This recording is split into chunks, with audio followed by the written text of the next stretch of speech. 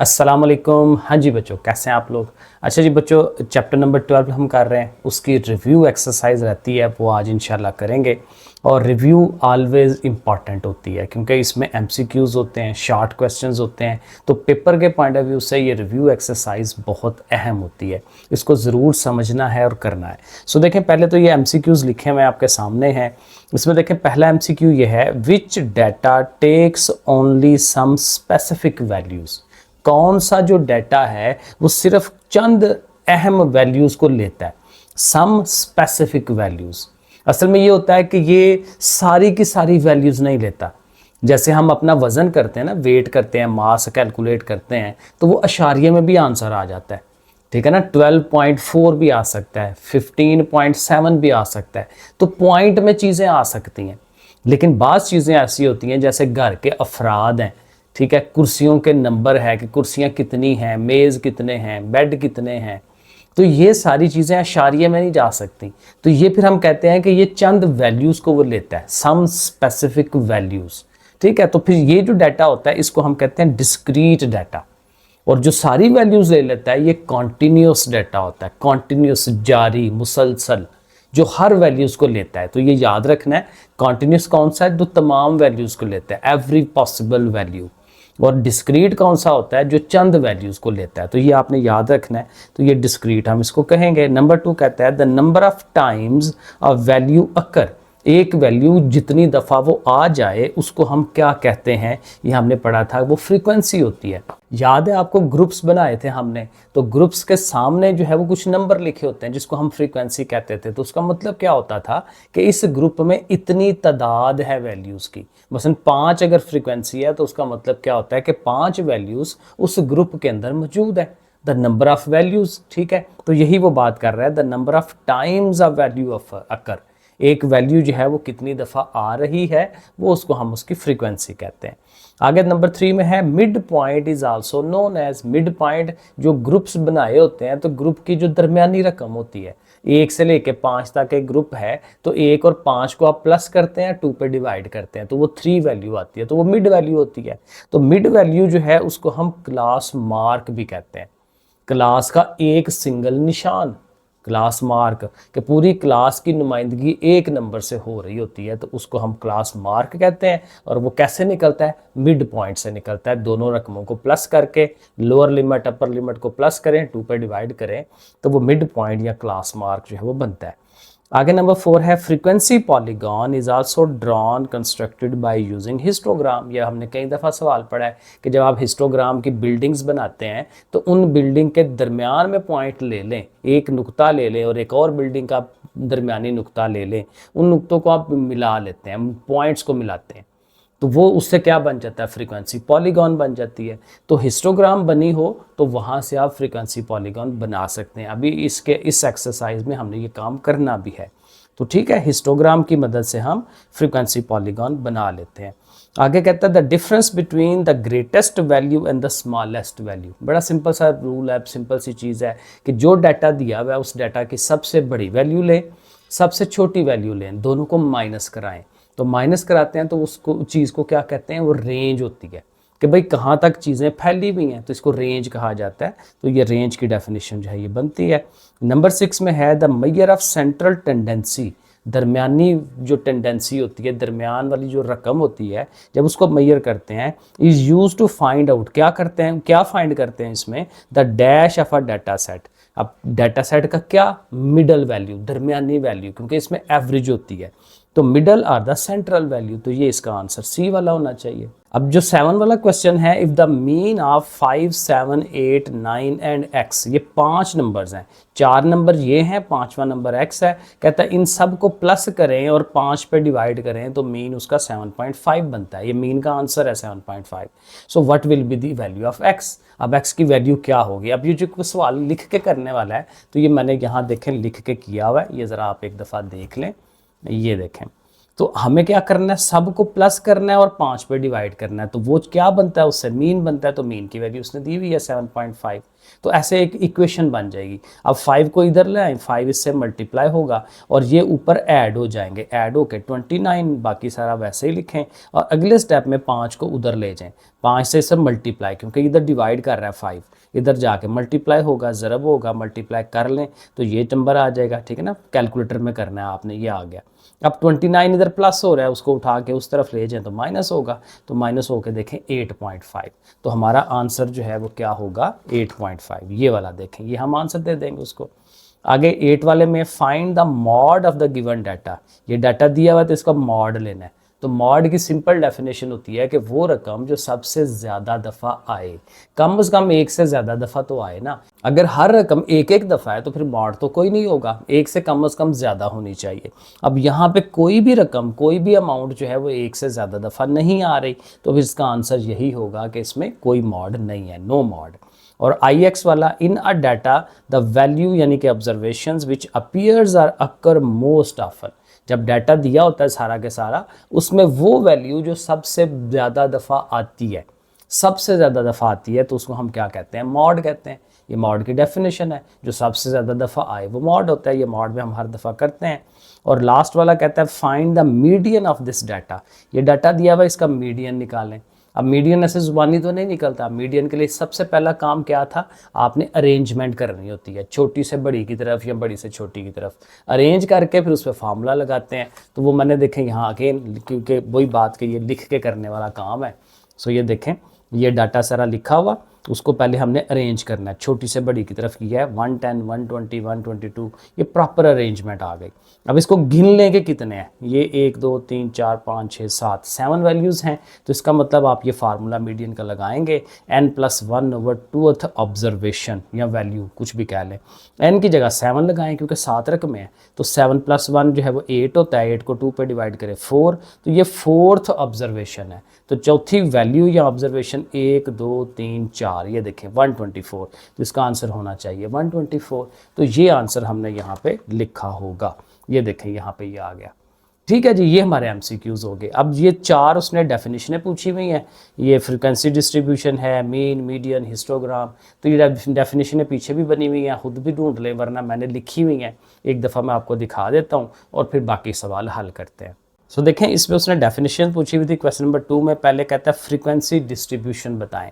सो frequency distribution क्या थी कि ये पूरा एक टेबल होता है जिसमें दो चीज़ें, 2 कॉलम बनते हैं। एक क्लासेस का कॉलम होता है, एक फ्रीक्वेंसी का कॉलम होता है। तो जब ऐसे ये 2 कॉलम बने हों, सवाल अक्सर ये हमारा इसी तरह से ही आता है। तो जब ये 2 कॉलम बने हों तो ये फ्रीक्वेंसी डिस्ट्रीब्यूशन होती है। ग्रुप्स बने हों, साथ फ्रीक्वेंसी बनी हो। आ डिस्ट्रीब्यूशन आर टेबल, ठीक है, एक टेबल होता है दैट रिप्रेजेंट क्लासेस और ग्रुप्स। ज़ाहिर उसमें क्लासें और ग्रुप्स होते हैं, along with their class frequencies, उनकी अपनी अपनी क्लास फ्रीक्वेंसीज होती हैं, इज कॉल्ड फ्रीक्वेंसी डिस्ट्रीब्यूशन। देखें, बड़ा सिंपल से इसकी डेफिनेशन बनती है। फिर हिस्टोग्राम है, हिस्टोग्राम की डेफिनेशन भी है, लेकिन यहाँ वो वाली हिस्टोग्राम कह रहा है जिसमें अनइक्वल क्लास लिमिट्स होती हैं। क्लासें छोटी बड़ी हो सकती हैं, एक क्लास छोटी है, एक बड़ी है। और ये भी हमने पीछे उसको ग्राफ करके बना के, हिस्टोग्राम बना के देखी थी कि किसी की बिल्डिंग मोटी बनती है, किसी की पतली बिल्डिंग बन जाती है। तो बहरहाल बनती तो है ही है हिस्टोग्राम। सो देखिए, इसमें हम किस तरह से चलेंगे। हिस्टोग्राम अब पहले तो बता लेंगे कि भाई हिस्टोग्राम होती क्या है, और फिर उस अनइक्वल के हिसाब से भी बता देंगे। हिस्टोग्राम इज ए ग्राफ, ज़ाहिर है कि ग्राफ होता है ऑफ एडजेसेंट रेक्टेंगल्स। रेक्टेंगल्स बनी होती हैं, बिल्डिंग्स जो बनी होती हैं वो रेक्टेंगल फॉर्म में है ना, और एडजेसेंट होती हैं, साथ साथ एक के साथ दूसरी अटैच होती हैं, बीच में गली कोई नहीं होती। ठीक है, तो अटैच्ड जो है वो रेक्टेंगल्स होती हैं, बार हैं, कंस्ट्रक्टेड ऑन XY प्लेन। ज़ाहिर एक्स एक्सिस और Y एक्सिस के हिसाब से हम उसको बनाते हैं, but with unequal class limits. अब जाहिर है कि यहाँ पे जो क्लासों की लिमिट्स हैं वो अनइक्वल है। उससे क्या होगा, उनकी जो विड्थ है, मोटाई जो है वो कम ज़्यादा हो जाएगी। ठीक है, class limit the width of the rectangle become unequal, तो वो छोटी बड़ी जो है वो विड्थ उनकी हो सकती है। तो ये आप डेफिनेशन इसकी याद कर लें। फिर मीन की डेफिनेशन उसने पूछी हुई है, तो ये तो बड़ी आसान है। तमाम वैल्यूज़ की डाटा जो दिया हुआ है उसकी तमाम वैल्यूज़ को आप प्लस करें और उतने पर डिवाइड कर दें, यही डेफिनेशन है।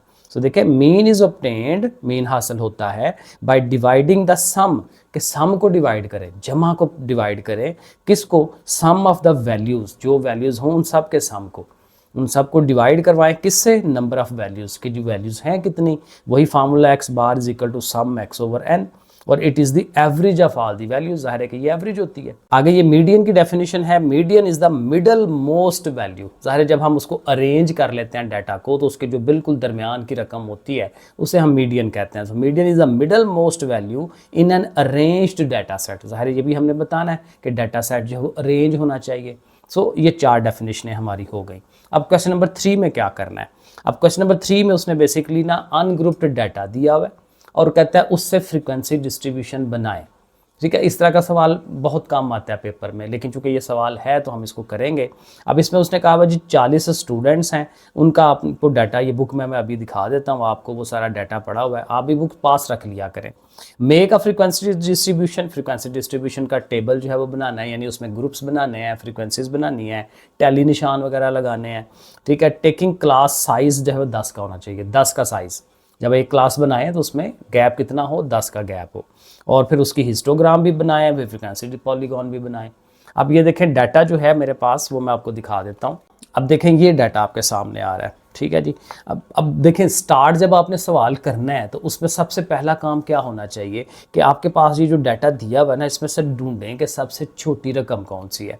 वो आप इस तरह से चलते आएँ, 138 छोटा है ना, उससे पीछे 132 है, 125 उससे छोटा है, और चलते चले जाएं। ठीक है, 125 के बाद और क्या वैल्यू आ रही है, 119 भी आ रही है, सबसे छोटी है। उसके बाद और कोई छोटी नहीं, 119 सबसे छोटी है। अब 119 सबसे छोटी है ना, तो आपने 10 का गैप बनाना है, यहीं से आपकी पहली क्लास स्टार्ट होनी चाहिए। तो 119 में 10 ऐड करें तो ये बनता है 128। 129 पे नहीं जाना, वो 11 हो जाते हैं, वो गिन के देख लें, 19 20 21 22 23 24 25 26 27 28। ठीक है, 28 पे जाके 10 होते हैं। तो पहली क्लास 119 से लेके 128 तक बन गई, 10 का गैप हमने उसमें रख दिया। अब 128 पे एंड हो रही है ना, तो अगली क्लास हमने 129 से स्टार्ट ले लेनी है और उसमें 10 ऐड करने हैं, तो वो 138 तक चला जाएगा, और फिर 139 से फिर उसमें 10 ऐड कर लें, वो 148 तक जाएगा, एंड सो ऑन चलाते चले जाएंगे। और कहाँ तक लेके जाना है, वहाँ तक जहाँ तक आपकी मैक्सिमम वैल्यू है। आपके पास जो डाटा है उसमें सबसे बड़ी वैल्यू भी साथ देख लेनी है, सबसे छोटी तो देख ली ना, क्योंकि वहां से आपने क्लासें शुरू करनी है, और सबसे बड़ी ये है कि वहां तक क्लास एंड भी तो करनी है ना, तो वहां तक लेके जाना होता है। तो ये देखें इस तरह से करके ये हमारी क्लासेस जो हैं 119 से 128 129 से 38, ये देखें मैंने बना ली, और 178 तक जो क्लास है 1 2 3 4 5 6 क्लासें जो हैं वो इस तरह से बन जाएंगी। अब नेक्स्ट काम क्या है, नेक्स्ट काम ये है कि आपने वो डाटा जो है वो सामने करना है। अब नेक्स्ट आपने देखें ये वैल्यू सामने रखनी है, और आपके जहन में हो कि वो ग्रुप क्या था, 119 से 128 था ना ग्रुप, तो आपने यहाँ से चलते जाना है, पेंसिल फेरते जाएं या उंगली रख लें। ठीक है, इधर से चलते जाएं, और ये देखें 125 जो है एक पहला नंबर आपको मिल रहा है जो उस क्लास में शामिल है। ठीक है ना, 119 से 128 के अंदर ये आ रहा है 125। इसी तरह से आगे चले तो और पहले नहीं है, ये देखें 126 भी आ गया, एक और नंबर आ गया। तो जो आपको ये नंबर मिलते जाएं, आपने यहाँ पे टैली में यहाँ पे एक एक निशान लगा देना होता है, एक लाइन लगा देनी होती है, और जितनी मिल जाए, अब 4 मिली हैं तो 4 लाइनें मैंने लगाई हैं, इनको टैली निशान कहते हैं, टैली मार्क्स कहते हैं। और इसी तरह से बाकी भी अगले ग्रुप में जाएंगे तो उसमें भी बड़े ध्यान से वैल्यूज़ देखते जाना है। अभी ये मैं सारी आपके सामने करूँगा तो वीडियो बहुत लंबी हो जाएगी, तो आइडिया आपको समझ आ गया कि ये चीज़ कैसे आपने करनी है, किस तरह से ये डाटा आपने निकालते जाना है, हर क्लास को जहन में रखते हुए वैल्यूज़ लेते जाना है, और जितनी फिर ये टैली निशान लगे उस लिहाज से आपने फ्रीक्वेंसी लिख लेनी है। ये 4 थे तो 4 लिख लिए, ये 7 बनते हैं तो 7 लिख दिया। अब देखिए ये भी तरीका होता है कि अगर 5 हो रही है ना, 4 के बाद 5वीं आपने उसके ऊपर टेढ़ी करके लाइन लगानी होती है, वो उसको एक ग्रुप बना देना होता है, 5 का एक ग्रुप बनता है। ठीक है, उसके बाद 5 के बाद 6वीं 7वीं अलहदा से, और फिर 5 बन जाए तो फिर एक और ग्रुप बना दे, उसको 5वीं लाइन ऊपर लगा दे, एंड सो ऑन, इस तरह से टैली निशान लगाते जाते हैं। तो यहाँ तक जो काम है कि जब आपने फ्रीक्वेंसी लिख ली, एक तरफ क्लासें हो गई, एक तरफ फ्रीक्वेंसी हो गई, तो ये हमारी फ्रीक्वेंसी डिस्ट्रीब्यूशन बन जाती है। तो आधा सवाल हमारा यहाँ तक ये है, ये हो जाता है। अब आगे उसने कहा हुआ है कि आपने इसकी हिस्टोग्राम भी बनानी है, हिस्टोग्राम बनाने के बाद इसकी फ्रीक्वेंसी पॉलीगॉन भी बनाएं। तो हिस्टोग्राम के लिए याद रखें कि आपको क्लास बाउंड्रीज चाहिए होती हैं, क्लास बाउंड्रीज का मतलब ये होता है कि ये जो क्लासेस बनी हुई है ना, इनमें जहाँ एक क्लास एंड हो रही है और नई क्लास जो शुरू हो रही है, इनके दरमियान गैप नहीं होना चाहिए। अगर तो गैप है, जैसे कि है हमारे पास और अक्सर सवालों में होता है गैप, तो ये जो गैप है, और अक्सर ये 1 का गैप होता है। देखिए 128 के बाद 129 है, 138 के बाद 139 है, तो एक एक का गैप है। तो उस 1 के गैप को 2 पे डिवाइड करते हैं। 1 को 2 पे डिवाइड करें 0.5 आता है। अब वो 0.5 आपने लोअर क्लास बाउंड्रीज में से माइनस कराना है और अपर क्लास बाउंड्रीज में ऐड करवाना है, जमा करवाना है। इन सब में से माइनस 119 माइनस 0.5 तो आ जाता है 118.5। कैलकुलेटर में करना है, आपने खुद कुछ नहीं करना, बस माइनस कराएं, जो आती है वैल्यू लिखते। तो इन सब में से माइनस कराते जाएं, वो देखें ये वैल्यूज आ रही हैं। इन सब में ऐड कराएं, वो ये वैल्यूज आ जाएंगी। तो ये क्लास बाउंड्रीज बनानी ज़रूरी है। अब ये क्लास बाउंड्रीज आपने एक्स एक्सिस पे शो करानी है और वाई एक्सिस पे आपने फ्रीक्वेंसी शो करानी है। अब फ्रीक्वेंसी देखें ज़्यादा से ज़्यादा 13 तक है, तो आप मेरे ख्याल में 2-2 का गैप रख लें, ज़रा से वो बेहतर समझ आ जाएगा कि किस तरह से वो बन रहा है। तो 2-2 का गैप रखें फ्रीक्वेंसी में, और क्लास बाउंड्रीज जो हैं वो तो हमने बनानी ही हैं। तो ये देखें मैंने आपके सामने ये चीज़ बना के रखी हुई है। ये क्लास बाउंड्रीज हैं। इस तरफ देखें 118 से शुरू हो रही है 118.5, उसके बाद 128.5, फिर 138.5। अब इनको ग्राफ करते हुए देखें, ये बड़ी अहम बात है, ये ध्यान रखना है कि पहले आपने ये लिखी ना, उसके बाद ये लिखी, उसके बाद वापस यहाँ नहीं आना, क्योंकि ये तो वही सेम है। उसके बाद आपने इधर को आ जाना है, उसके बाद यहाँ आ जाना है, उसके बाद यहाँ। तो ऐसे करके ये 7 बन रहा होता है। तो ये वैल्यूज़ जो हैं ये आपने ऐसे ग्राफ करनी है, ऐसे करके लिख देनी है। अब इस साइड पे आपको पता है फ्रीक्वेंसी है 2, 4, 6, 8, 10, वो आपने कर लेना है। अब पहली जो क्लास है 118 से लेके 128 तक वाली, उसकी फ्रीक्वेंसी 4 थी। तो आपने इसकी बिल्डिंग जो है जो बनानी है स्केल के साथ, आप उसको 4 तक ले जाएं, इधर से भी 4 तक ले जाओ और इसको ऐसे से ऊपर से छत डाल दें, लेंटर डाल दें इसका। तो ये हमारे पास ये पहली बिल्डिंग है, पहली रेक्टेंगल जो वो बन जाती है। और ये देखें, एक बार बार ये मैं कहता हूँ कि इनमें आपने गैप एक जैसा रखना है। शुरू जहां से मर्जी करें, ये कोई मसला नहीं है। ये गैप जो है ये वाला कोशिश करें कि एक जैसा हो। जितना ये बेहतर बनेगा उतनी आपकी जो रेक्टेंगल्स हैं वो ज़्यादा बेहतर बनेंगी। इसी तरह जो सेकंड वाला जो क्लास थी हमारी, वो उसमें उसकी फ्रीक्वेंसी थी 7, तो आपने इसको फिर 7 तक हाइट ले जानी है। देखें इधर से ये 7 है, तो उधर सर्कल उसको कर लें। उसके बाद 13 वाली थी तो 13 तक ले आए, एंड सो ऑन, ये बनती चली जाएंगी। तो हिस्टोग्राम्स जो हैं वो ईजी काम है, कोई इतना मसला नहीं है। उसके बाद उसने कहा है फ्रीक्वेंसी पॉलीगॉन बनाए। अब पॉलीगॉन में क्लासेस नहीं होती, उसमें मिड पॉइंट्स होते हैं, दरमियानी वैल्यू होती है। तो यहाँ हमें एक और कॉलम ये डेवलप करना पड़ेगा, मिड पॉइंट वाला, क्लास मार्क भी कहते हैं इनको। और मिड पॉइंट कैसे होता है कि क्लास की दोनों वैल्यूज लें, लोअर लिमिट और अपर लिमिट दोनों को लें, दोनों को प्लस करें और 2 पे डिवाइड कर दें। दोनों प्लस किया कैलकुलेटर में, जो आंसर आया 2 पे डिवाइड किया 123.5। इनका भी उसी तरह से दोनों को प्लस करें, 2 पे डिवाइड करें, ये आ जाएगा। इस तरह से ये सारी वैल्यूज। अब ये मिड पॉइंट्स आपने अगेन एक्स एक्सिस पे यहाँ पे शो कराने हैं, ठीक है। 123, 133, 143, ये देखें सारी वैल्यूज यहाँ तक आएंगी। इससे पीछे भी एक वैल्यू लेनी होती है अपने पास से, और इससे एक आगे वैल्यू भी लेनी होती है, क्योंकि ये हमने हैमा बंद करना होता है। तो बहरहाल ये भी ज़रूरी होती हैं, एक एक पीछे से एक आगे से वैल्यू वो भी लेनी होती है। 123 है ना, तो 10 पीछे लेके जाए तो 113, और 173 एंड वाली थी तो इससे आगे वाली एक जो है 183, 10 उसमें ऐड कर लें। अब इनको आपने पॉइंट्स लगाने हैं। मसलन देखें जो पहला ग्रुप है हमारा ये वाला, उसकी फ्रिक्वेंसी 4 है, अगले वाली की 7 है। तो अब देखें ये जो हमारा 123 आया है उसको आपने 4 के साथ मिलाना है। मिलाना क्या है, एक पॉइंट हमें लेना है। अगला जो 133 था उसको आपने 7 के साथ मीट कराना है। 143 को आगे से 13 से मीट कराना है, क्योंकि इसी तरह से हमारा ये सारे बने हुए हैं। तो ये चीज़ आएगी। फिर आपके ये जब पॉइंट्स आ जाएंगे ये वाले, तो आपने हाथ से इनको जो है ऐसे ऐसे करके हाथ से, या स्केल रखेंगे तो ज़्यादा बेहतर रहेगा। तो स्केल रख के आपने इनको मिला देना है। तो ऐसे करके तो ये पूरा एक जो है वो क्लोज हो जाता है। तो इसको हम कहते हैं फ्रीक्वेंसी पॉलीगॉन। आगे क्वेश्चन नंबर 4 है, यहाँ पे भी draw a frequency polygon on histogram. Histogram बना के उसके ऊपर ही फ्रीक्वेंसी पॉलीगॉन बनानी है। ये भी बना सकते हैं, पहले भी हमने प्रैक्टिस की हुई है। जो बिल्डिंग्स बनाई जाती है ना, तो उनके छत के दरमियान वाली वैल्यू लेने दी होती है, क्योंकि मिडल वैल्यू है, पॉलीगॉन में मिडल वैल्यू होती है। तो बस वो वैल्यूज़ लेके नुक्ते लगा के उनको हम मिला देते होते हैं। तो ईजी काम है। तो यहाँ पे भी जो सवाल है आपका वो यहाँ तक है, क्लासें दी हुई हैं और साथ फ्रीक्वेंसी दी हुई है। ठीक है। तो ये दो चीज़ें सवाल में मौजूद हैं, बाकी काम हमने खुद करना है, क्योंकि हमें देखें इनकी क्लासेस जो है अगेन इसमें गैप है, 56 से 57 है, 59 से 60 है, 1 का गैप फिर आ रहा है। इसको फिर 2 पे डिवाइड करें, 0.5 आता है। 0.5 आपने इन सब में से माइनस इन सब में ऐड करवा लेना है। ठीक है, तो वो देखें ये आपके सामने, ये कैलकुलेटर से करेंगे हर चीज़, तो वो लिख लेंगे। अब यहाँ अगेन इसको हमने करना है, लेकिन अब देखिए यहाँ एक बड़ी इंपॉर्टेंट बात है कि ये जो क्लासें बनाई हुई ना हमारे पास, इन क्लासों की जो विड्थ है वो एक जैसी नहीं है। ये देखें 50 से 56 ये बनता है 7 का गैप बनता है। आगे वाली जो क्लास है वो छोटी है, 57 से 59 है, ये 3 का गैप है। आगे ये 60 से 64 फिर 5 का गैप है, फिर ये आगे से 8 का गैप है शायद, ये आगे से फिर ये 4 का नहीं 3 का गैप है, एंड सो ऑन। हर एक में गैप डिफरेंट है। अब इसको ग्राफ कैसे करेंगे, उसके लिए देखें पीछे जैसे मैंने बताया था हिस्टोग्राम बनाते हुए, पहले आप ये वैल्यू ले लें, फिर ये ले लें, फिर ये ले लें, इस तरह से। वो कब करना है, जब आपके पास क्लासों की जो आपस में इंटरवल है वो एक जैसा हो, फर्क कोई नहीं होता, बस उतना उतना गैप रख के हम बना लेते हैं।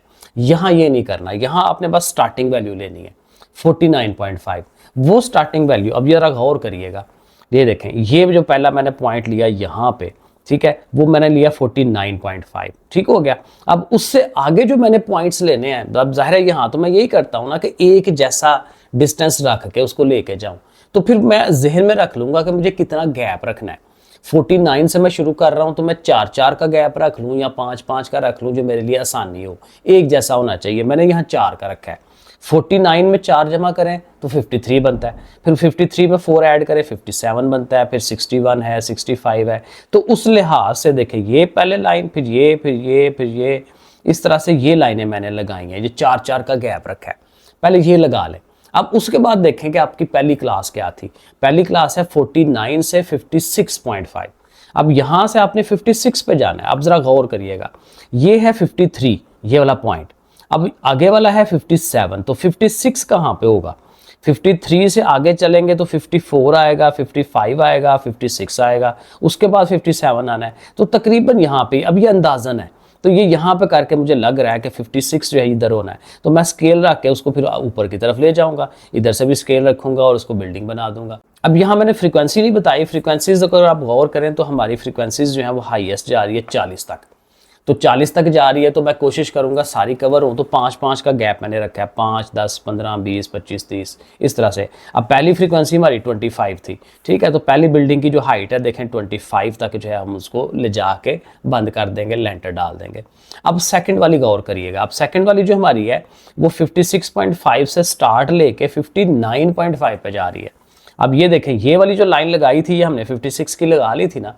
अब आगे कहाँ जाना है? 59 पे जाना है। अब जरा गौर करें, इससे आगे वाली ये वाला जो पॉइंट है ये 57 का है, तो 59 कहाँ पे होगा? 57 और ये 61 के तक कहीं दरमियान में 59, तो ये यहाँ पे 59 है। अब देखें इसको, ये तो पहले ही गई हुई ना लाइन ऊपर। अब ये लाइन आपने स्केल के साथ ऐसे ऊपर को लेके जानी है, तो देखें इनमें कितना का गैप आया है, थोड़ा सा, क्योंकि इसकी क्लास ही छोटी थी। तो इसी तरह देखें ये फर्क नजर आ जाता है कि ये बड़ी क्लास थी तो उसकी विड्थ बड़ी है, ये छोटी क्लास थी तो उसकी विड्थ देखें छोटी आई है। तो इस तरह से करके चलना है। इसी तरह देखें नेक्स्ट वाली है 59 से 64, तो 59 वाली लाइन आपने ये लगाई है ना, तो इससे आगे कहाँ जाना है? 64। अब देखें 64 जो है ये 61 था, ये 65 है, ठीक है, तो 65 से थोड़ा पीछे होगा 64, तो यहाँ पे कर लें, तो यहाँ पे रख के उसको लाइन ले जाएं। और जाहिर है ऊपर की तरफ तो उतना ही लेकर जाना ना जितनी हमारी ये इधर से फ्रीक्वेंसी होगी, वो तो आपको पहले से पता है। तो इस तरह से करके अब देखें उससे आगे वाली फिर बड़ी है। ये वाली कौन से वाली थी? ये वाली 64 से 72, तो 64 ये वाला और 72। अब 72 देखें 69 ये वाला पॉइंट है, 73 ये वाला पॉइंट है, तो इनके कहीं मिडल में या थोड़ा सा इस तरफ, तो वहां से इसको उठाएंगे तो ऑटोमेटिकली वो जगह बड़ी हो जाएगी, खुली जगह हो जाएगी। तो इस तरह से करके जरा ध्यान रखना है। तो बेसिक पॉइंट ये है जो आपने पहला स्टार्टिंग पे ये लगाई है ना, 49 की, 53 की, 57 की, ये जो पॉइंट ली है, इनकी वजह से फिर आपको समझ आएगी कि अगली लाइन कहाँ लगनी है, अगली लाइन कहाँ लगनी है। तो ये बहरहाल इस तरह से ये बनती है। अब जब ये बन जाए तो फिर अब ये हिस्टोग्राम तो बन गई। अब पॉलीगॉन बड़ा इजी है, आपने बस ये करना है, जो भी बिल्डिंग है उसके मिडल में आपने पॉइंट ले लेना है। अब ये बिल्डिंग है तो इसका मिडल यहाँ पे आता है, ये बिल्डिंग है तो इसका मिडल इधर है, सब का मिडल हमने ले लेना है। ठीक है, थोड़ा हाईलाइटेड जो है वो पॉइंट लगा लें। और आपको पता है कि ये जो पॉलीगॉन है इसको हमने नीचे एक्स एक्सिस को भी मिलाना होता है, तो उससे पीछे जो है क्लास समझ के तो उसके मिडल में समझ लें कि यहाँ पे करके बनता है यहाँ पे, बस जाहिर है ये तो अंदाजे से ही होगा ना। और उससे आगे वाली जो क्लास है उसका भी सोच लें कि मिडल लेट्स सपोज जो है वो यहाँ पे है, तो ऐसे करके इनको अब फिर जाहिर है कि अब स्केल रख के आपने इन लाइनों को जो है आपस में जोड़ देना है। अब इधर से भी बिल्कुल सीधा आप स्केल रख के लेके आए ऐसे, ठीक है, मेरे पास अभी फ़िलहाल नहीं है, तो ऐसे करके इनको आप मिलाते जाएं, जैसे भी टेढ़ा टेढ़ा बन रहा है उस तरह से आपने इनको मिला लेना है। ठीक है, तो ये अब इसके ऊपर हिस्टोग्राम के ऊपर ही ये पॉलीगॉन जो है वो बन गई। चलें जी, question number 5, marks obtained by 45 students in bio test. Bio का टेस्ट हुआ है, बायोलॉजी का, उसमें से 45 बच्चों ने जो नंबर हासिल किए हैं वो नंबर हमारे सामने हैं और नंबर्स को हमने ग्रुपिंग कर ली है कि भाई 20 से लेकर 24 तक जो नंबर आते हैं उसमें कितने बच्चों ने नंबर लिए हैं। 5 बच्चों ने इस रेंज में नंबर लिए हैं, 8 बच्चों ने इस रेंज में नंबर लिए हैं, 12 ने इसमें, एंड सो ऑन। इस तरह से हमारे पास ये एक ग्रुप्ड डाटा जो है ये मौजूद है। करना क्या है, इसमें कुछ छोटी छोटी चीज़ें पूछी हुई हैं, कोई लंबा चौड़ा काम नहीं है। मसलन पहला पार्ट उसने पूछा हुआ है अपर क्लास बाउंड्री बताएं किसकी, 5th क्लास की, 5वीं जो क्लास है उसकी अपर क्लास बाउंड्री। तो अब क्लासें यहाँ से गिन लें, 1 2 3 4 5, ये 5वीं क्लास है, ये इसकी लोअर क्लास बाउंड्री है, ये इसकी अपर क्लास बाउंड्री है। आगे वाली जो है अपर कहते हैं, पीछे वाली को लोअर कहते हैं। उर्दू में इसको कहते हैं ज़ेरी जमाती हद और बालाई जमाती हद, उर्दू में मुश्किल हो जाता है काम। तो बहरहाल तो ये हमारी 44 होगी, तो 44 लिख दें। अब सम टाइम जो है इसको वो रियल क्लास बाउंड्रीज बना लेता है, जैसे वही माइनस कराना 0.5 और इसमें ऐड कराना, तो चाहे 44 ले लें या 44.5 ले लें, क्योंकि इनमें ऐड कराते हैं ना 0.5, तो आप दोनों लिख सकते हैं। अब देख लें आंसर क्या है। और इसी तरह सेकंड में पूछा है lower class boundary of all the classes, जितनी भी क्लासें हैं सब की लोअर क्लास बाउंड्री। अब सब की लोअर क्लास बाउंड्री यही वाली है 20 25 30 35, लेकिन फिर वही बात है उसने आंसर में इनकी जो है वो रियल क्लास बाउंड्रीज ली हुई हैं, तो वो फिर वही बात है कि 0.5 इन सब में से माइनस करा लें तो वही बेहतर है। तो सब में से माइनस कराएं तो ये 19.5, ये 24.5, 29.5, तो इस तरह से करके वो वैल्यूज हम उसको लिख देंगे। ठीक हो गया। थर्ड में कहता है मिड पॉइंट बताएं सब क्लासों का, तो वो भी अभी पीछे करके देखा। मिड कैसे करते हैं, दोनों को प्लस किया 2 पे डिवाइड, ये बन जाता है 44, 44 को 2 पे डिवाइड करें 22, ये करेंगे ऐड, उसको 2 पे डिवाइड करेंगे 27, मुझे जुबानी पता चल रहा है कितना कितना है, तो वो करके हाँ उस सबको लिख देंगे वो सारी वैल्यूज। और फिर कहते हैं एंड पे the class interval with least frequency, जिस क्लास की सबसे कम फ्रीक्वेंसी है उसका इंटरवल कितना है, तो सबसे कम फ्रीक्वेंसी ये है, उसकी क्लास ये है, तो इस क्लास का इंटरवल कितना है कि कहाँ से लेके कहाँ तक जा रही है, कितना गैप है उसमें। तो 45, 46, 47, 48, 49 सारी वैल्यूज काउंट करनी है। 45 भी काउंट करते हैं, 49 भी काउंट करते हैं, तो ये 5 वैल्यूज बनती हैं। तो इनका जो गैप है वो कितना है, 5 का है। अब क्वेश्चन नंबर 6 में फिर दोबारा से कह रहा है जी draw frequency polygon and histogram. Histogram भी बनाए, पॉलीगॉन भी बनाए, ये हमने पीछे 2 दफ़ा कर लिया है, जस्ट एक दफ़ा गो थ्रू कर लें। सवाल आपका इतना है, क्लास लिमिट्स दी हुई हैं, फ्रीक्वेंसी दी हुई है। अब अगेन इसमें चूंकि गैप मौजूद है, 1 का गैप है, वही 0.5 बनेगा। इन सब में से माइनस करा लें, इन सब में ऐड करा लें क्लास बाउंड्रीज, और चूंकि मिड पॉइंट्स भी चाहिए तो दोनों को प्लस करके 2 पे डिवाइड, क्योंकि ये फ्रीक्वेंसी पॉलीगॉन के लिए ज़रूरी होता है और ये जो है उसकी क्लास बाउंड्रीज जो है उसके लिए हिस्टोग्राम के लिए ज़रूरी होते हैं, तो वो हम ले लेंगे। अब वही बात कि जब हिस्टोग्राम बनानी है पहले देख लें कि इनमें विड्थ एक जैसी है ना, हाँ बिल्कुल एक जैसी है, इसमें प्रॉब्लम नहीं है। तो इसकी भी जब क्लास बाउंड्रीज आपने एक्स एक्सिस पे बनानी है तो इन्हीं को ले लेना है। ठीक है, इन्हीं को क्यों ले रहे हैं, क्योंकि इनमें सब में क्लासें एक जैसी फासले पर है, एक जैसा डिस्टेंस है। तो पहले 4.5 लिखें, फिर 9.5, फिर ये सारी लिखें। तो ये देखें 4.5, 9.5 ऐसे करके वो सारी लिख दी। और फ्रीक्वेंसीज़ को देखें तो वो आपकी हाईएस्ट 18 तक जा रही है, तो 2-2 का गैप कर लें या 3-3 का कर लें, अपनी मर्ज़ी है आपकी। तो 3-3 मेरे लिए ज़्यादा बेहतर था, क्योंकि 3-3 करूँगा तो 18 देखें यहाँ तक आ रहा है, तो एक अच्छी ये विड्थ जो है ये बन जाती है, तो मुनासिब है इतना। 2-2 करूँगा तो वो ज़्यादा ऊँचा चला जाएगा, फिर पेज ज़्यादा लग जाएगा आपका, तो वो काम हो जाता है। अब पहली क्लास जो है 4.5 से 9.5 वो 1 है, तो उसकी फ्रीक्वेंसी 1 है, तो अब जाहिर है ये 3 तक है, तो उसको थोड़ा सा ऊपर कर ले उसको, तो ऐसे करके उसकी बाउंड्री बना दें। अगले की 8 है, तो इस दोनों को आपने 8 तक ले जाना है, 9 से थोड़ा सा नीचे रख लेना है, एंड सो ऑन। आपको पता ही, अब समझ आ गया हुआ कि किस तरह से बनाते हैं, तो ये सारी बन जाएंगी। और यहीं पे आप उसके वो मिड पॉइंट लेके और वो बना लें उसकी पॉलीगॉन, और मिड पॉइंट उसी तरह से कि जी ये इसका मिड पॉइंट आ गया क्लासेस का, उसकी जहाँ पे हाइट है वहीं पे आपने उसके जो मिडल पॉइंट्स हैं वो ले लेने हैं, ठीक है। और फिर एक पीछे आगे वाली का भी, अब ये देखें ये क्लास आगे बना ली है तो उसका मिड पॉइंट ये वाला, इससे पीछे क्लास बना ली है तो उसका मिड पॉइंट जो है वो यहाँ पे आ गया। अब बस इन सब को मिला लें, इधर से ये मिलाएं, स्केल रख के मिलाएं, ठीक है। फिलहाल मैं आपको जस्ट मिला के दिखा देता हूँ कि शेप कैसे बनती है, ठीक है। ऐसे इधर से मिलाएं, इधर से इस तरफ आ जाएं, इधर से इस तरफ आ जाएं, जिधर जिधर को जा रही है चीज़। तो हिस्टोग्राम के ऊपर ही हमने बना ली, क्योंकि यहाँ उसने कहा नहीं था कि सेपरेट सेपरेट करें, तो ऐसे भी सही है। अब क्वेश्चन नंबर 7 से हमारी ग्राफ बनाने से जान छूट जाती है, क्योंकि मुझे भी बड़ा बोरिंग लगता है ग्राफ बनाना। ये असल काम होता है, मीन, मीडियन, मोड, ये सवाल मज़ेदार होते हैं। सो यहाँ पे कहता है फाइंड वेटेड मीन। अब ये जो वेटेड मीन वाला सवाल है ना, ये जब भी आए इसको ज़रूर किया करें, ये बहुत इंपॉर्टेंट होता है पेपर के लिए, क्योंकि ये ना बड़ा कॉम्पैक्ट सा सवाल है। ये शॉर्ट सवाल भी बनता है, लॉन्ग भी बन जाता है, तो ये ज़रूर करिएगा। तो ये देखें, इसमें वेटेड मीन में क्या होता है, उसने कुछ आइटम्स दी हुई हैं, चीज़ें दी हुई हैं, ठीक है। चेयर है, टेबल है, ब्लैक बोर्ड है, ट्यूब लाइट्स है, और उनकी क्वांटिटी दी हुई है कि भाई चेयर हमने कितनी खरीदी हैं जी, 20 खरीदी हैं, टेबल 20 हैं, ब्लैक बोर्ड 10 हैं, ट्यूब लाइट 25 हैं, कबर्ड्स जो हैं वो 9 हैं, और उनके साथ उनकी कॉस्ट है, खर्चा है कि वो चीज़ कितने की आ रही है। 500, अब 500 की चेयर तो नहीं आती होंगी, या पिछले ज़माने में आती होंगी, ठीक है। तो हम 500 की 20 चेयर्स ला रहे हैं, 400 की 20 टेबल ला रहे हैं, 750 के 10 ब्लैक बोर्ड ला रहे हैं, स्कूल के लिए चीज़ें ला रहे हैं। अब यहाँ समझने की बात है कि ये कॉस्ट है, खर्चा, ये उसकी क्वांटिटी है। अब वेटेड मीन में इन दोनों में से एक ने वेट होना है।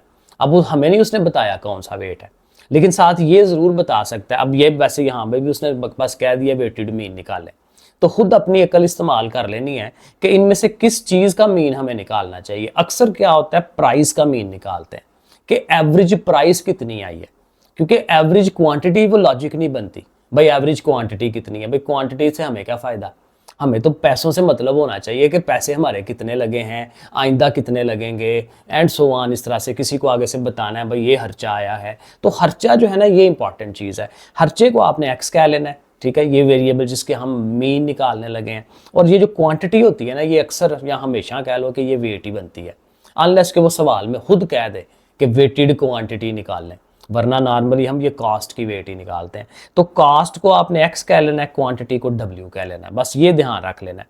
अब उसके बाद अगला काम इजी है, एक्स डब्ल्यू, यानी इनको आपने मल्टीप्लाई करवाना है। 20 को और 500 को ज़रब दें, 20 को 400 को मल्टीप्लाई, 10 और 750 ये ज़रब देते जाएँ, वैल्यूज़ लिखते जाएँ, कैलकुलेटर में करते जाएं। अब इन सब का सम करें, सबको जमा करवाएं, समेशन एक्स डब्ल्यू, क्योंकि फार्मूले में इसी को कहते हैं। इसी तरह वेट जो है उसका भी सम लेना होता है। अब फार्मूला जो है ज़ाहिर है हमने याद भी करने हैं, ये पता होना चाहिए। समेशन एक्स डब्ल्यू ऊपर आता है, समेशन डब्ल्यू नीचे आता है। यहाँ टोटका सिंपल ये होता है कि जो बड़ा आंसर आ रहा हो सिंपल उसको ऊपर रख लें, छोटे को नीचे रख लें। अगर फार्मूला याद भी नहीं है तो बड़ी वैल्यू ऊपर रखनी है, छोटी वैल्यू नीचे रखनी है, और उनको आपने डिवाइड कर देना है कैलकुलेटर में 473.8 कि एवरेज हमारी जो कॉस्ट आई है, खर्चा आया इन चीज़ों के ऊपर, वो 473 रुपये और 8.80 पैसे कह लें कि इस तरह से ही आया। नेक्स्ट क्वेश्चन नंबर 8 है, कहते हैं एक प्रिंसिपल साहब हैं स्कूल के, ये भी स्कूल का काम ही है। एलोकेट्स फंड ऑफ 50,000 रुपये हैं उनके पास, उन्होंने वो 50,000 रुपये डिफरेंट चीज़ों पे लगाने हैं। कुर्सियों पे 15,000 लगाया, टेबल पे 12,000, ब्लैक बोर्ड पे 6,000, रूम की रेनोवेशन जो है पेंटिंग शेंटिंग उसके ऊपर 10,000, गार्डनरिंग जो होती है हमारी, वो जो क्यारियाँ शारियाँ माली को जो पैसे देने हैं वो 700 रुपये 7,000 रुपये उस पर लगाए हैं, पौधे शौधे लेके आए होंगे। अब क्या करना है, इनकी एवरेज निकालनी है। अब ये बड़ा सिंपल सा सवाल है, एवरेज निकालनी है तो टोटल प्राइसेस का तो पहले ही पता है हमें कि टोटल 50,000 रुपये थे उनके पास। वैसे भी आप इनको ऐड करके देख लें, क्योंकि एवरेज तो इनकी निकालनी है ना, इन पांचों वैल्यूज़ की, तो पांचों को हमने ऐड करना है। कैलकुलेटर में सबको जमा कराएं, और मीन का यही फार्मूला था, सबको जमा कराएं, उतने पे डिवाइड करें, समेशन एक्स ओवर एन। ये देख रहे हैं, ये फार्मूला मैंने लिखा भी है। तो ज़ाहिर सम जो है 50,000 है, 5 वैल्यूज़ हैं, 5 पे डिवाइड करें 10,000। तो ये बड़ा बच्चों वाला काम है, छोटा सा, ये हो जाता है। आगे चलें, क्वेश्चन नंबर 9। क्वेश्चन नंबर 9 में कहता है the marks of a student, Saad एक स्टूडेंट है, उसने कुछ नंबर हासिल किए हैं, 6 उसके टेस्ट हुए हैं, वो ये वाले नंबर्स हैं। फाइंड मीन, सिंपल बात वही पिछले सवाल की तरह कि भाई इसका मीन निकालें, तो सब को जमा कर दें, जो आंसर आए उतने पे डिवाइड कर दें। तो सब को प्लस किया है, 480 आया, 6 वैल्यूज़ हैं, 6 पे डिवाइड कर दें तो 80 मार्क्स उसकी एवरेज आ जाती है। Next question number 10, find mean by short method. यहाँ पे भी मीन ही निकालना है, लेकिन मीन सिंपल तरीके से नहीं निकालना, उसको उल्टे तरीके से निकालना है। शॉर्ट मेथड है, शॉर्ट मेथड भी हमने पीछे पढ़ा था कि उसमें क्या करते हैं, उसमें एक नया वेरिएबल बना लेते हैं, नया एक्स बना लेते हैं जिसको डी का नाम देते हैं, और उसका भी एक फार्मूला है छोटा सा, उस तरह से करते हैं। अब देखिए करना क्या है, सवाल आपके पास जो है इतना है कि ये आपके मैक्सिमम लोड है, किसी भी चीज़ का लोड होगा उसकी क्लासें बनी हुई हैं, और नंबर ऑफ रोप्स हैं, रस्सियाँ हैं, ठीक है, और रस्सियाँ कितना लोड उठा सकती हैं ये वो होगा, उसकी बनी हुई है, और साथ के रस्सियाँ हैं कि 2 रस्सियाँ हो तो इतना लोड उठा सकती हैं, 5 हो तो इतना, 8 हो तो इतना, एंड सो ऑन, वो दिया हुआ है।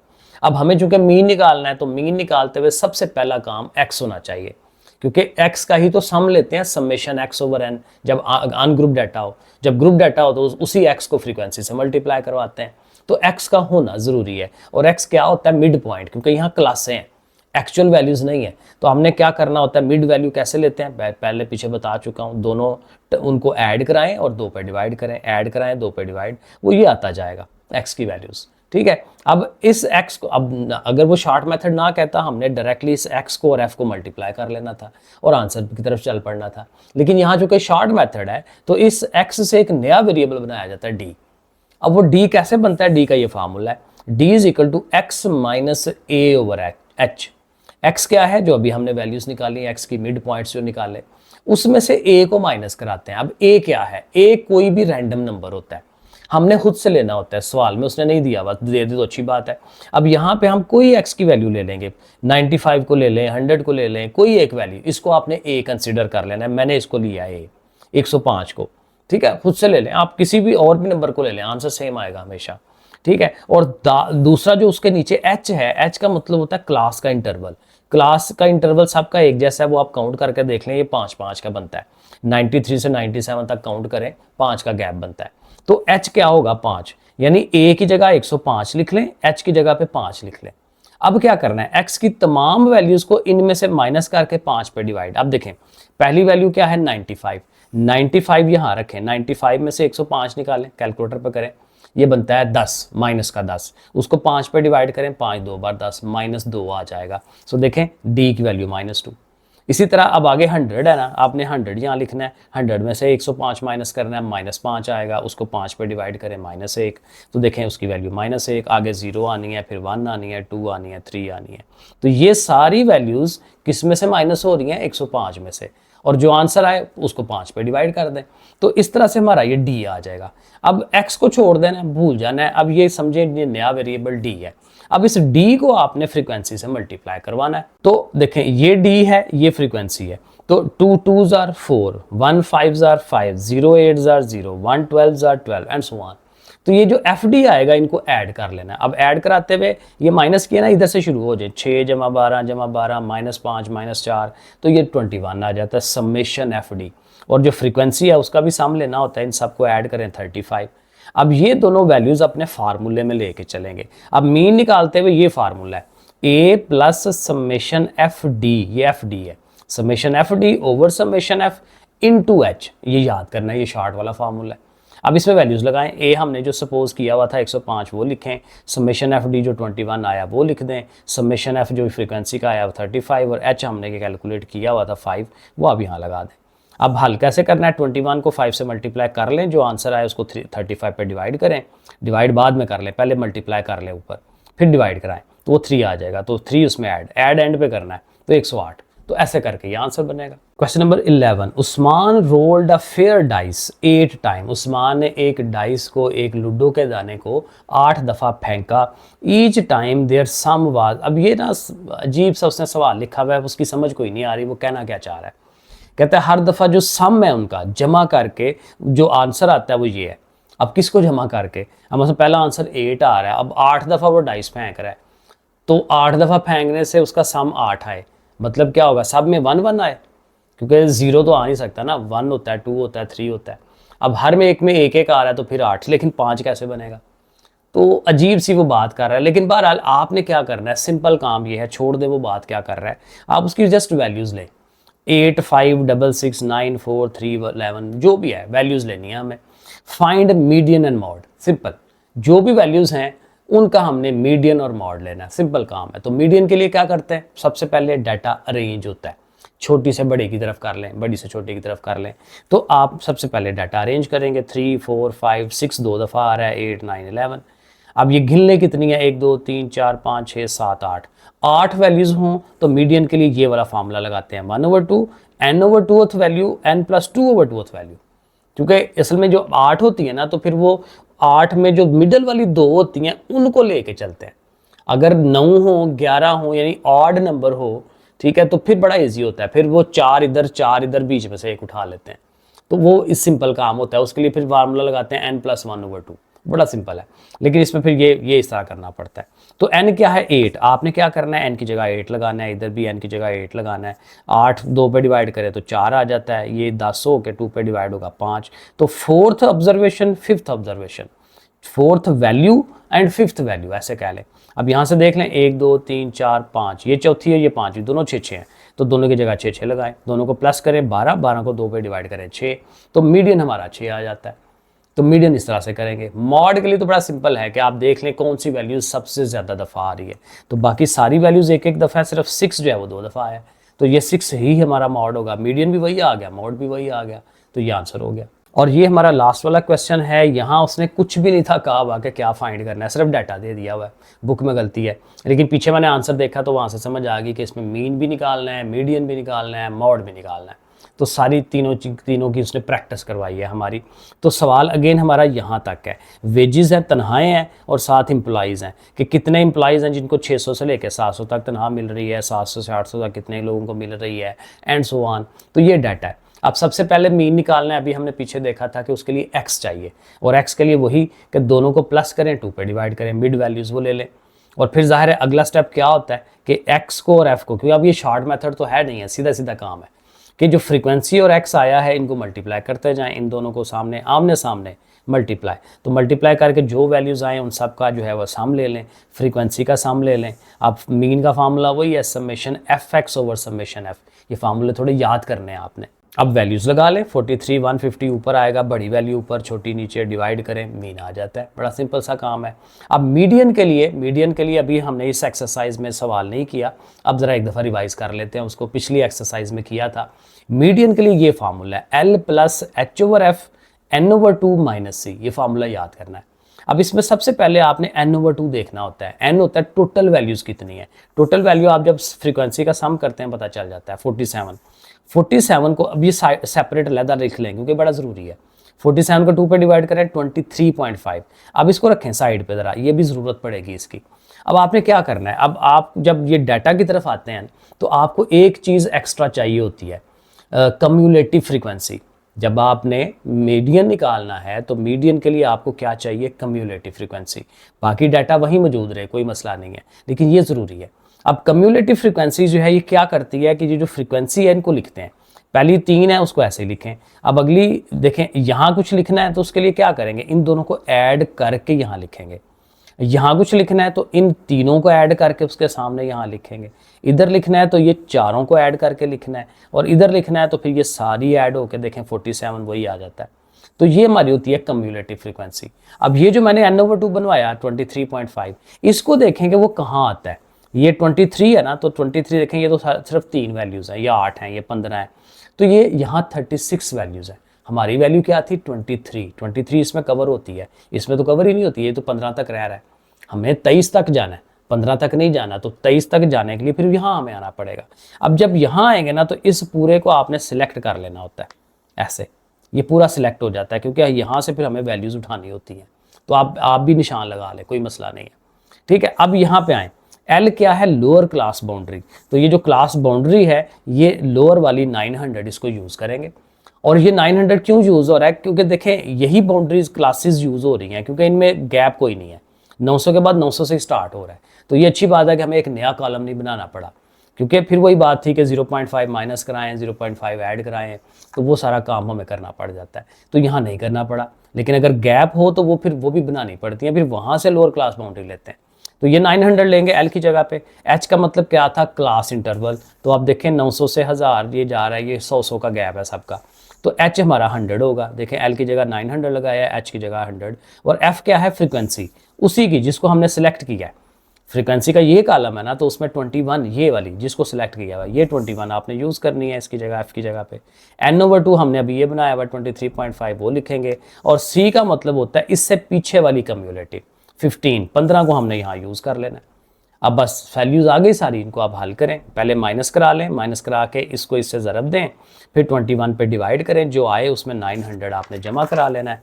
तो ये देखें 900 प्लस कर लें तो ये 40 में ऐड करें 940.47। और लास्ट पे मॉड है, मॉड का भी फार्मूला हमें याद करना है, L plus FM minus F1 over FM minus F1। ये ऊपर भी नीचे भी दोनों दफ़ा माइनस हो रहा होता है, सेम चीज़।